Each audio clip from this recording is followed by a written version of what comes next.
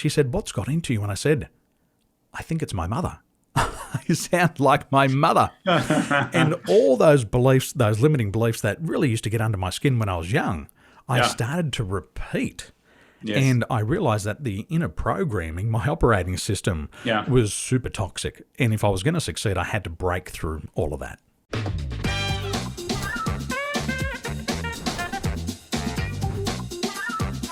So joining me on the line today, I've got Daniel Tolson from Tolson Institute. Welcome to the call, Daniel.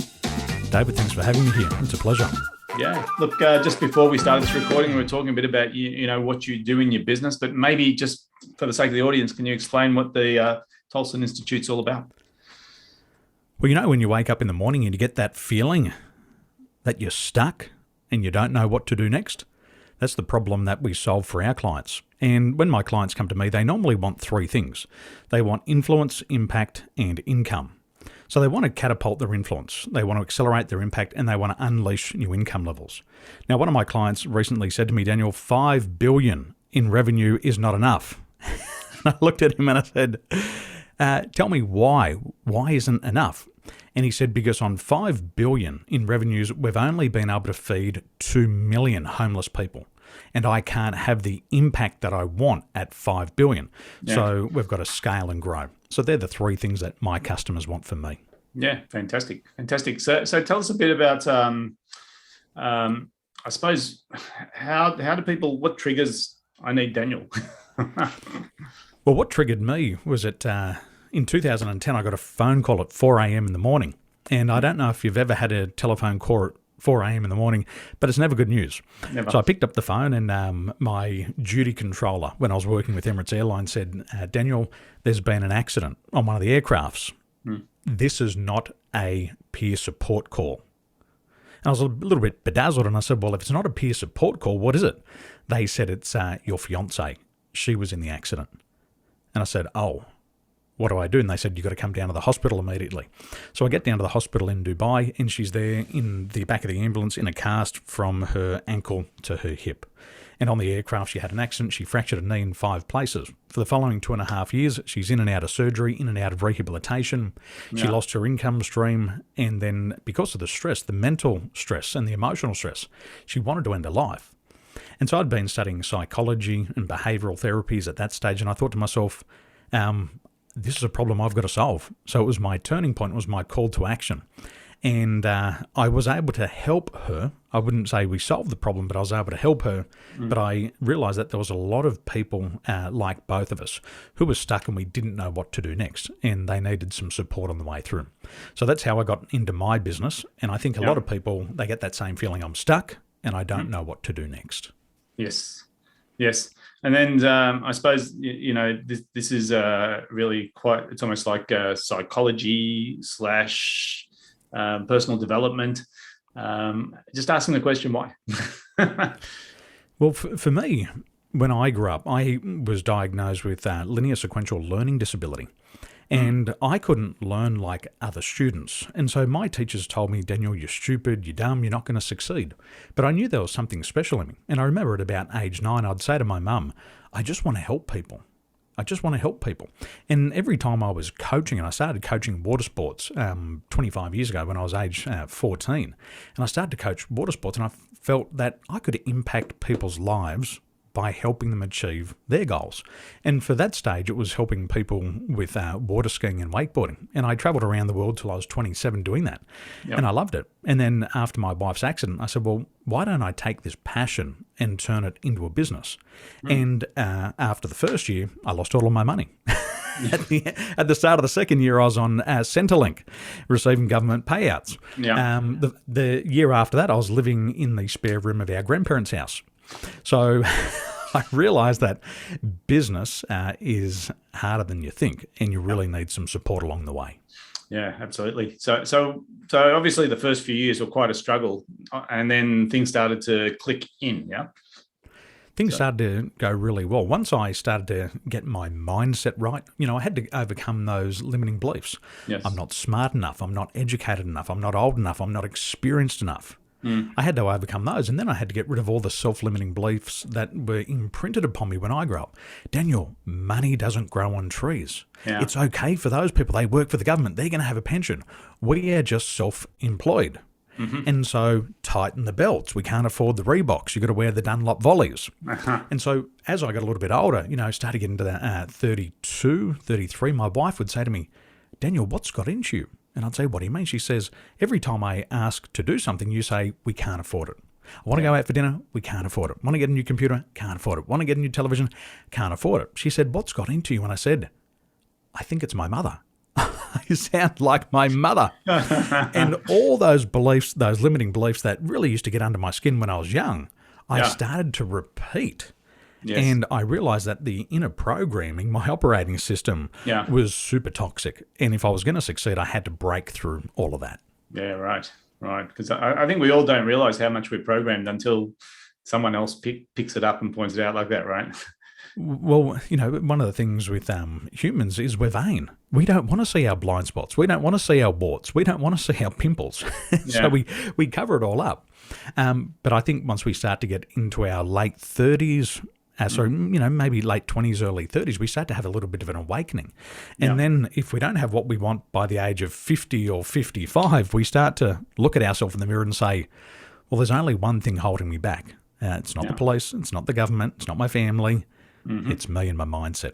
And so we've got to have that awakening. And that's when my clients tend to say, I need a checkup from the neck up. Yeah, right. And it is funny because, the rhetoric's out there. It's been there for a while. Tony Robbins has been sort of banging on about this for 40 years now. And people go, oh, yes, that's all that new age psychology. And you say, look, I agree, right? We've been in this business coaching game for 20 years and same problem. 99%, probably more. I'm just not over exaggerating here. 99% of limitation is self-imposed. Yep. But trying to get people to navigate through it is a different story because, as you just touched on, it's the ego sort of protection. It's the sort of the environment that they live in because they build an environment that supports what their beliefs are to be true. And so really it's quite challenging. So I suppose we've only got a short time today, but if you had some tips on how people need to address these issues or blockages, what would you suggest? Exactly what you're saying here. You've got to make the invisible visible. Where are your beliefs? Point to your beliefs. Point to your emotions. Point to your feelings. Point to your self-limiting beliefs, your doubts. Where are they? It's all invisible, but it has a real-world impact on the bottom line of your business. If your business income or profitability is not where you want it, then you got to ask yourself, who's running the business?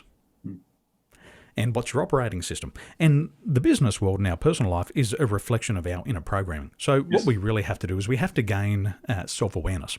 And the Greeks, before Tony Robbins, the Greeks said 2,000 years ago, man, know thyself. You've got to know your strengths. You've got to know your weaknesses. And you've got to start to play to your strengths. And so what I say to my clients today is trust in science. If you're sick, you go to the doctor. If you think you've got cancer, you go to the doctor and you get a scientific checkup. Today we have the best technology in the world that can help you identify your fears, your doubts, and your limiting beliefs. And once you pinpoint it, you can deal with it directly. Don't worry about the surface structure. No Band-Aids. Just be like the Chinese and just go to the root cause. Solve the root cause. Everything else will take care of itself. So how do you do that? Beautiful. There's a piece of technology that we use today, and it measures your level of emotional intelligence. And using AI technology, we can actually measure your brainwave frequencies that come out of your voice.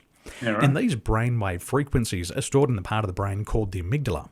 And your amygdala stores all of your emotional memories, and it becomes really active.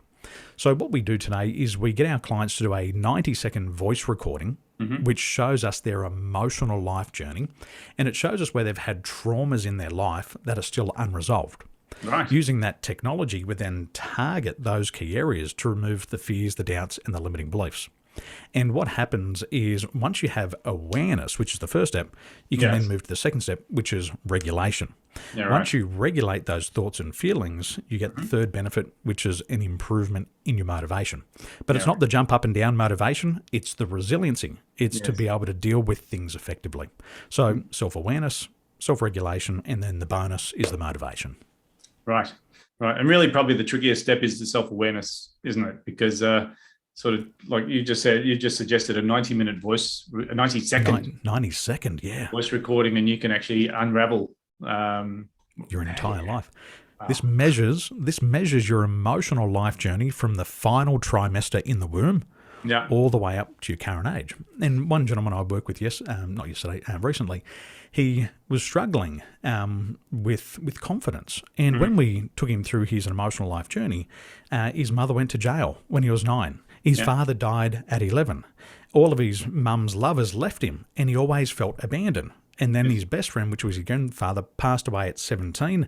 And then at 17, he was kicked out of school. And then at 24, his fiancée gets diagnosed with cancer while she's pregnant.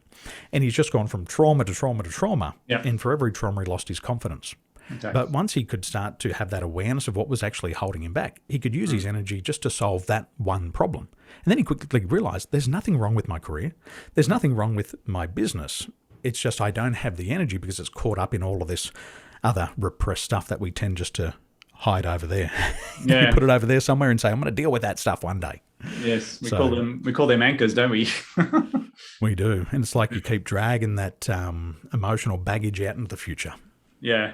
So really, like, it's just a matter of uncovering it. And I suppose through this 90-second audio, it's just really helping pinpoint. Because I think what you just suggested is really important, where a journey starts with the first step, right? The journey of 1,000 steps starts with the first one. And the first one is actually saying, well, let's find out where to look. Who am I? How did I get here? Yep. And the problem is when we look at ourselves, we have our own biases. And, something that I love, and I heard this from a self-made millionaire, he said, Daniel, it's not what you know that hurts you. Yeah. It's what you don't know that hurts you. And once you start to understand your personality type, you can start to understand your fears. A lot of business people, they want to scale and grow their business, but they're afraid of somebody taking advantage of them. Now, you might think you have that fear, but if you don't know that you have that fear and you're not convinced, you'll never deal with it. Yeah. So when people have this fear of being taken advantage of, they fear losing control. They stop hiring. They stop delegating. And even if they delegate, they micromanage. And eventually, out of frustration, they say, I'll do it myself. Yes. And then their workload increases and they start to work 10, 14, 16 hours a day. And they pride themselves on hustling. And, these little photos they put on Facebook, and it's the tower and there's only one light on, and that one light is the entrepreneur. That's stupid. You want to be working and utilizing your energy for 8 hours a day and optimizing that 8 hours. So you got 8 hours to play with your family, and you really need 8 hours to sleep if you want to build $1 million business. Yeah. So it sounds great, because the way what you just described is a balance in life, and it's nice in theory, but in reality, it's more like a harmony in life, isn't it? Some days you have to work harder, some days you have to work shorter, but the overall journey needs all of those components. You got to have it. And, I believe one of the most important things in life that we're all trying to achieve, and especially people who are trying to start a business, is we want peace of mind. Yes. We want peace of mind. We want to feel that we're adding value to our community. We want to feel that our life has purpose. We want to feel that what we're doing brings meaning to other people. And when we do that, it doesn't tend to matter how many obstacles we have, because we understand it is part of that journey. Okay, I'm going to face an obstacle. I'm going to win. I'm going to fail. It's okay. I'm going to keep moving forward. Yeah. And having that peace of mind, as you say, means you don't mind failing, because it's part of the growth journey. But I think the thing you described earlier is this self-sabotage scenario where people are so stressed about things they may or may not even have control over. And that's really just them hitting the edges of their limiting beliefs right there, isn't it? 100%. I was doing a webinar the other night, and my mum asked me, she said, Daniel, how was your webinar? I said, it was incredible. She said, how many sales did you make? I said, 1. And she said, that's horrible. And I said, I know. I said, but I've doubled my sales from 10 years ago. She said, what do you mean? I said, well, I did that 10 years ago and I made no sales. So 10 years later, I've made 1 sale. I've doubled my performance. Yeah. She said, gee, you're optimistic. And I said, that's what we need in business. We've got to remain optimistic, and we've got to learn from those experiences. And it's a process. We're not going to eliminate all obstacles. We're not going to eliminate all challenges. And the bigger goals we set, the bigger obstacles and challenges we're going to have. So we're going to open our arms to them. And what I say to my clients is brace for impact. Get ready to get hit and enjoy it. Yeah, because the reality of growth is growth only occurs under that kind of pressure, right? So if people sort of say that's terrible, we won't do that again. That's not a way to learn. That's just a way to stop learning, isn't it? It's more about the reiterative process. So, my daughter's 9 years old and she's holding a leg the other day going, "Oh, Dad, my leg hurts." I said, "What's wrong?" She said, "I'm growing." And I said, "Good. It hurts. It means you're going to be taller. You don't want to be 4 foot your whole life, do you?" And she said, "No, I want to be 6 foot." And I said, "Good. Well, enjoy the pain." And she went, "Oh, pain's good." It's a great lesson right there, isn't it? you got to teach them young. I teach my children, just when they're riding their bikes, as soon as you fall off the bike, get back up. And I showed my daughter the other day. I said, "Look, let me show you how I ride the bike." I got up on the bike. I put my foot on the back seat and I put my foot on the handlebars and I started to bike surf. And then all of a sudden, I'm 41. I still think I'm 17. I went straight over the handlebars and I landed straight on my ribs and something went crack. Oh. And as I was falling forward slow motion, she's still filming me on her phone. Yeah. And I thought to myself, gee, I better get back up. I get back up on the bike and I go again. And she's clapping. But, she's watching and now she knows that if you fall down and it hurts, you've got to just get back up and keep going. Yeah, fantastic. So look, mindful of time, but you talked about a couple of things which I think people will be very curious about. How do they tap into this kind of resource? You talk about this 90-second audio process. Tell us more about that. Yeah, this technology blew me away. I always prided myself on my competitive nature, my aggression, because I'm a former Australian champion athlete. I'm a 3-time state champion athlete. I competed at the Extreme Games. I'm competitive. Yeah. But through this technology, I realized that there was a part of my personal psychology, and it comes from what's called an Enneagram. Yes. That my base style was the perfectionist. Now, I could have never have seen that in my life until it's not a diagnosis, it's just an awareness of that this is part of my personality. And I started to understand more about this perfectionist personality style. And then I started to look at what was happening in my life. I'd go to the gym, I'd take my shoes off, and I'd have to line up my shoes with the floorboards. Yeah, right. If I laid on the yoga mat, I made sure that the yoga mat was aligned with the floorboards. And then I started to look around my business and went, oh my gosh, I'm a perfectionist. I'm adjusting this font. I'm adjusting the size of that one. I'm adjusting the color. And I'm doing all the things that are not important. And so it was a big breakthrough moment for me. With everything I knew about personal development, I had never seen this in myself. So I started to learn more about the perfectionist style and started to leverage the strengths. And I started to set up processes where those limitations didn't impact me. Yes. And so that was a real big breakthrough for me. And I probably had that breakthrough about 2 years ago.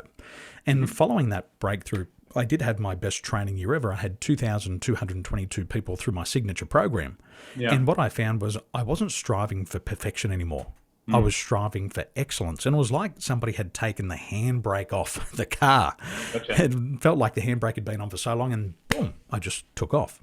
Yeah. So if you want to learn more about that, come to my website, danieltolson.com, and there's information on the website, and it's called Mind Explorer.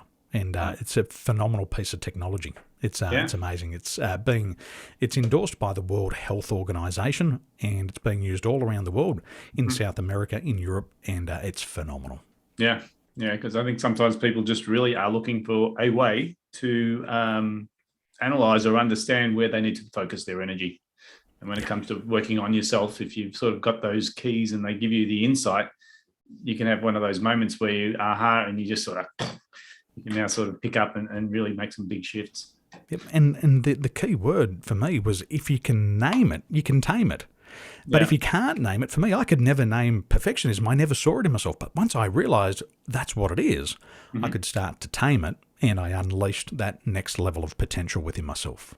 Yeah, that's brilliant. Brilliant. Daniel, look, we could go on for many hours. This is a fascinating conversation, and it's one of my favorite topics is all about the personal development, the self-limiting beliefs. But it's been really, really useful, really insightful just to understand a bit about your journey, and also just giving people some insight into where to look, how to look, and try and work out what's stopping them from moving forward. So thanks very much for your time.